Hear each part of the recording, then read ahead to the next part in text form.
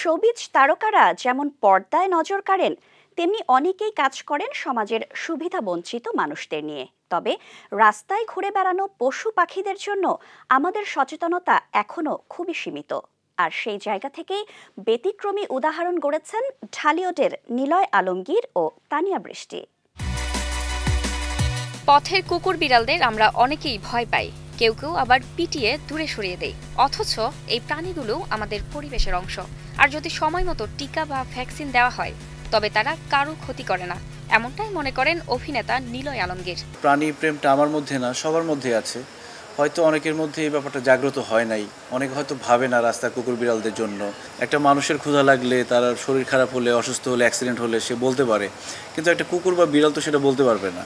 তো আমার মনে হয় যে মানুষদেরও হেল্প করা উচিত, কিন্তু সাথে সাথে সবাই যদি তার আশেপাশের কুকুর বা বিড়ালদেরকে যতটুকু পারে, যে যতটুকু পারে, একটা কুকুরকে যদি কেউ খাওয়াতে পারে, ততটুকু যদি খাওয়ায়, তাহলে আমার মনে হয় যে আস্তে আস্তে ওদের কষ্টটা কমে যাবে।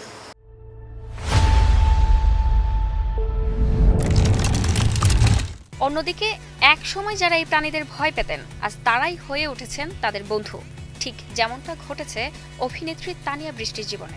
প্রচণ্ড ভয় পেতাম, এটা বিড়াল হোক কুকুর হোক যেটাই হোক না কেন, আমার কাছে আসলে আমি 100 হাত দূরে যাই।